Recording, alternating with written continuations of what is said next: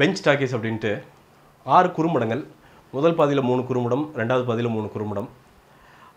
இந்த மாதிரி ஒரு அட்டெம்ப்டை வந்து பண்ணுறதுங்கிறதுக்கு மிகப்பெரிய தைரியமும் ஒரு மிகப்பெரிய பேஷனும் வேணும். அது வந்து கார்த்திக் சுப்பராஜ் அவர்களுக்கு இருக்குது. இப்போது அவரை மாதிரி வேற ஒரு டேரக்டர் ஏன் நானாகவே இருக்கட்டும் இன்னொரு 50 லட்ச ரூபா ஜாஸ்தியாக சம்பாதிக்கிறதுக்கு வழியோ அதை பார்த்துட்டு போயிருப்போம். பட் அதெல்லாம் விடுத்து வந்து அவர் மேலே வர உதவியாக இருந்த அந்த குறும்படத்திற்கு சப்போர்ட் பண்ணுறது அப்படிங்கிறது ஒரு நோபல் எஃபர்ட்டு. இது வந்து மென்மேலும் தொடரணும், இது வந்து வெற்றி பெறணும் அப்படிங்கிறது வந்து மனதார வந்து நான் வேண்டிக் கொள்கிறேன். இந்த படங்க ஃபஸ்ட்டு 3 படம். ஃபஸ்ட்டு படம் வந்து லாஸ்ட் பேரடைஸ் அப்படின்ட்டு அனில் கிரிஷ் அப்படின்ட்டு அனில் அவர் வந்து பண்ணியிருக்காரு. ஒரு கிராமத்துக்கு போயிட்டு வந்த மாதிரி ஒரு ஃபீலிங். இப்போ நான் பிறந்து வளர்ந்த கிராமத்துக்கு போயிட்டு வந்த மாதிரி எனக்கு ஒரு ஃபீலிங். அந்த காற்று, அந்த இயற்கை, அதே மாதிரி அந்த மெயின் கேரக்டருடைய இன்னசென்ஸு, அந்த ட்ராவல், இதெல்லாம் வந்து வெல் மேட் அப்படின்னு கேட்டிங்கன்னா ஓகே சில தப்புகள்லாம் இருக்குது. பட் தென் அது கன்வே பண்ணுற மெசேஜ் அப்படிங்கிறது அவ்வளோ டீப்பாக நீ அந்த படத்தை பார்த்துட்டு அப்படியே வெளில வரும்போது வந்து ஒரு பீஸ்ஃபுல்னஸ் அப்படிங்கிறது வந்து உங்கள் மனசுக்குள்ளே அப்படியே இருக்குது. அதே மாதிரி ஒன்று சொல்லிக்க விரும்புகிறேன். 6 படமே வந்து சும்மா ஃபஸ்ட்டு டைட்டில் போட்டு அது ஒரு 10 நிமிஷம் இல்லாட்டி 5 நிமிஷம் ஓடி அப்புறம் திருப்பி என்கார்டு அப்படிலாம் கிடையாது. டப்புன்னு படம் ஆரம்பிக்கும், அப்புறம் டைரக்டர் பேர், அவ்வளோதான். அப்புறம் அடுத்து படம் ஆரம்பிக்கும், டைரக்டர் பேர். ஸோ ரொம்ப க்ளீனாக பண்ணியிருக்காங்க. அப்புறம் கடைசியில் என்கார்டு ஓடுது. ஸோ நம்ம வந்து என்ன யோசிச்சிருப்போமோ அதுக்கு மேலே யோசிச்சு இந்த படத்தை பண்ணியிருக்காங்க அப்படின்னு சொல்லிக்க விரும்புகிறேன். ஸோ லாஸ்ட் பேரடைஸ் அப்படிங்கிறது எனக்கு அந்த மெயின் கேரக்டருடைய இன்னசென்ஸ் ரொம்ப பிடிச்சிருந்துச்சு. அவர் வந்து ஃபீச்சர் ஃபிலிமில் வந்து நிறைய பண்ணணும், ஏன்னா அவ்வளோ வந்து ஒரு டேலண்டடான ஆர்டிஸ்ட்டு. அதே மாதிரி அந்த கான்செப்ட் வந்து எனக்கு ரொம்ப பிடிச்சிருந்துச்சு. மேக்கிங் வைஸ் வந்து நம்ம வந்து அந்த இதுக்கு சொல்ல முடியாட்டியும் எந்த குறையும் வந்து என்னால் வந்து மனசார வந்து சொல்ல முடியல. ஏன்னா எனக்கு அந்த படம் ஏற்படுத்தின அந்த இம்பேக்ட் அப்படிங்கிறது வந்து ரொம்ப ஸ்ட்ராங்காக இருந்தது, ரொம்ப நல்லா இருந்தது அப்படின்னு சொல்லி விரும்புகிறேன். ரெண்டாவது படம் வந்து அகவிழி அப்படின்ட்டு கோபகுமார் அப்படின்ட்டு டைரக்ட் பண்ணியிருக்காரு. கனவு நனவு இதுக்கு நடக்கிற சண்டை, அந்த ஹீரோ அப்புறம் ஹீரோயின், அதெல்லாம் இதான் பிரச்சனை, கனவுக்குள்ளே கனவு அந்த மாதிரி.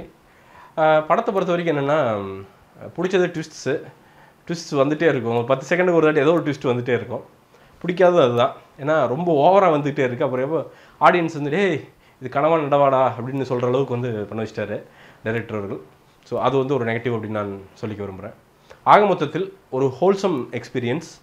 இன்னும் கொஞ்சம் வந்து இங்கிலீஷ் டைலாக்லாம் கொஞ்சம் கம்மி பண்ணி இன்னும் கொஞ்சம் வந்து தெளிவாக விளக்கியிருந்தாருன்னா இன்னும் வந்து ஒரு நல்ல எக்ஸ்பீரியன்ஸாக இருப்பதற்கான நிறைய வாய்ப்புகள் இருந்திருக்கும். இந்த இதில் வந்து 3வது படம் புழு அப்படின்ட்டு சாருகேஷ் சேகர் அப்படின்ட்டு பண்ணியிருக்காரு. அப்ட்ராக்ட், அதாவது தொடக்க முடியும் அதெல்லாம் எதுவும் கிடையாது, டப்புன்னு உள்ளே போகும்.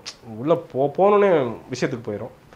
அதில் பிடிச்சது, எனக்கு ரொம்ப பிடிச்சது என்னென்னா 2 லீட் கேரக்டருமே பார்த்திங்கன்னா வந்து வாழ்வின் விளிம்பில் இருப்பாங்க. அப்போவுமே ஒரு காமெடி பண்ணிக்கிட்டு அதுலேயும் ஒரு ட்விஸ்ட் வச்சுக்கிட்டு ரொம்ப சூப்பராக கடுமையான ஒரு உழைப்பு. மேக்கப் பாராட்டணும், தலையில் இந்த ரத்தம் இதெல்லாம் வந்து ரொம்ப ரியலாக இருக்குது. அதே மாதிரி சவுண்ட் ரெக்கார்டிங் அவ்வளோ சூப்பரான authentic sound recording. So well done. எனக்கு வந்து இந்த 6 படத்தில் வந்து ரொம்ப பிடிச்ச ஒரு படம் அப்படின்னா நிச்சயமாக புழுவை சொல்லலாம். நல்ல ஒரு ஃபியூச்சர் இருக்குது சாருகேஷ் சேகர் அவர்களுக்கு. அவரும் அதே மாதிரி தான் நாளைக்கு ஒரு ஃபீச்சர் ஃபிலிம் ஸ்கிரிப்ட் எழுதினார்னா ப்ரொடியூசர்கள் வந்து அவர் வந்து சப்போர்ட் பண்ணணும் அப்படிங்கிறது என்னுடைய தாழ்மையான கருத்து. இது ஃபஸ்ட்டு ஹாஃபுங்க, 3 படம். செகண்ட் ஹாஃபில் ஃபஸ்ட்டு படம் அப்படிங்கிறது வந்து நல்லது ஒரு வீணை அப்படின்ட்டு மோனேஷ் அப்படின்ட்டு பண்ணியிருக்காரு. மேல் செக்ஷுவல் வயலன்ஸ், ஏன்னா ஃபீமேல் செக்ஷுவல் வயலன்ஸை பற்றி ஊரே பேசுது, பட் ஆண்கள் படுகிற பாலியல் தொந்தரவுகளை பற்றி யாருமே பேசுகிறதில்ல. ஸோ அதை பற்றி பேசியிருக்கிறார் மோனேஷ் அவர்கள். ரொம்ப ஹார்ட் ஹிட்டிங் படம், மனசை வந்து பிசைகிற ஒரு படம்.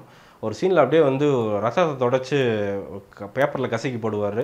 சுற்றியும் பிளாக் அண்ட் ஒயிட்டாக இருக்கும், அந்த ரத்தம் அந்த பேப்பர் உழுகிறது மட்டும் வந்து அப்படி கலரில் உழுகும். அது அந்தளவுக்கு ஹார்ட் ஹிட்டிங். மோனேஷ் வந்து நிச்சயமாக ஃபீச்சர் ஃபிலிம் மேக்கர் ஆகணும். ஏன்னா அவரால் வந்து ஒரு சமூகம் சார்ந்த ஒரு நல்ல படத்தை, ஒரு தரமான படத்தை, ஒரு சமூகத்திற்கு சிறிய மாற்றத்தை ஏற்படுத்துகிற ஒரு படத்தை வந்து தர முடியும் அப்படிங்கிறது வந்து என்னுடைய நிதர்சனமான நம்பிக்கை. என்னை வந்து ரொம்ப பாதிச்சுது அந்த லீட் கேரக்டர்ஸோட பெர்ஃபார்மன்ஸ், டாப் நாச். அதுவும் அந்த பையன், அந்த சின்ன பையன், அந்த பையன் மாதிரி ஸ்கூல் பையன் மாதிரி அவருடைய அந்த எக்ஸ்பிரஷன்ஸ், அவருடைய இயலாமையெல்லாம் அந்த மூஞ்சியில் கட்டின டாப் நாச்.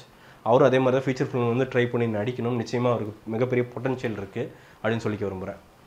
இதில் 2வது படம் அப்படிங்கிறது மது அப்படின்ட்டு ரத்னகுமார் அப்படின்னு இயக்கியிருக்கிறார். இந்த 6 படத்தில் ரொம்ப எல்லோரும் உளுந்து சிரித்தது வந்து அந்த படத்துக்கு தான். சும்மா சாதாரண ஒரு லவ் தான் சப்ஜெக்ட் தான் எடுத்துக்கிட்டு ஒரு பொண்ணு லவ் வேணான்னு சொல்லிடும், அது என்கேஜ்மெண்ட் ஆயிரும், பையன் டென்ஷனில் குடிச்சிட்டு சுற்றிட்டு இருப்பான், அவனுக்கு ஒரு ஃப்ரெண்டு, அவ்வளோதான். பட் அதில் வர டைலாக்ஸு, வர எக்ஸ்ப்ரெஷன்ஸு, அதே மாதிரி அந்த சீன் கண்டினியூஷனு, அந்த காமெடி ஒர்க் அவுட் ஆகிருக்கிற விதம், அந்த கேரக்டரைசேஷனு, இதெல்லாம் வந்து அருமை.